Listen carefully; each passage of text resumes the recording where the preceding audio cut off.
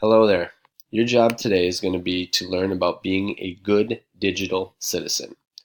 Your mission is to create a visual at the end of this lesson for elementary students around the theme, "It's cool to be kind."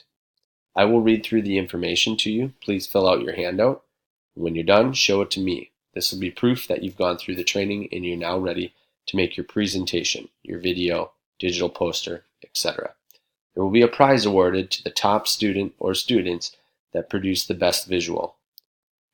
Here are the details. Your goal is to evaluate what it means to be a bystander or an upstander online. You will learn specific ways to respond to bullying when you see it, and how to behave if you experience harassment.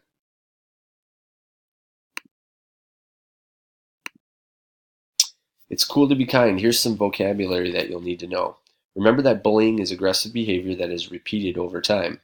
A bystander is someone who has power to intervene but does not act to stop it.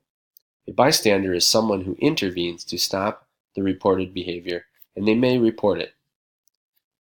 Harassment means to create an unpleasant or hostile environment or situation by uninvited or unwelcomed verbal or physical contact. To amplify to makes things louder or stronger. And to block means to prevent something. Let's talk about why does kindness matter. Be ready to fill out your handout starting now. Sometimes it's important to remind ourselves that behind every username and avatar, there's a real person with real feelings, and we should treat them that way. When bullying or other inappropriate behavior happens, most of the time there are three types of people involved. You have your bully, you have your target or victim, and you have your bystanders. A bystander has the power to intervene and report inappropriate behavior, but doesn't do anything to stop it. Your goal is to be an upstander by fighting bad behavior and standing up for kindness and positivity. A little positivity can go a long way online, but the opposite is also true. A little negativity can spread into something big and ugly.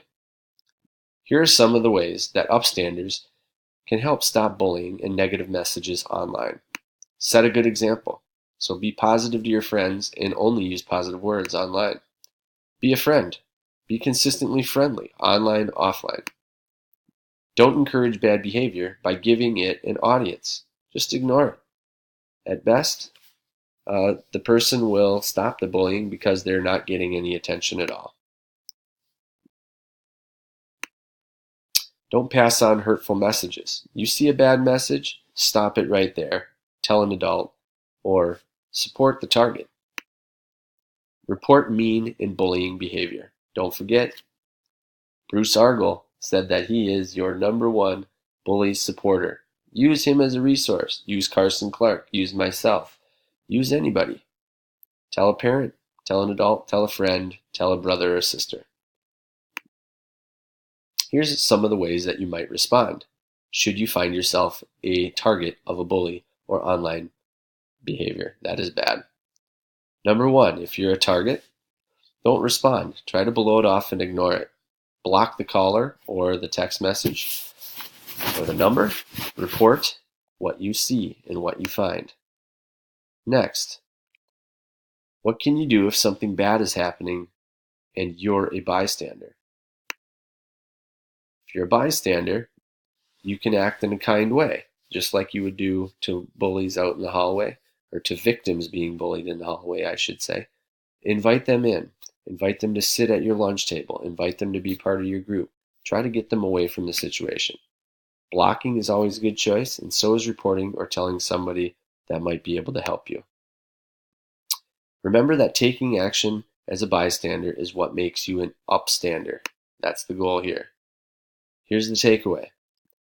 Whether standing up for others, reporting something harmful, hurtful, or ignoring something to stop it from being amplified even more, you have a variety of strategies to choose from depending on your situation. Remember that everyone is responsible for creating a great online experience.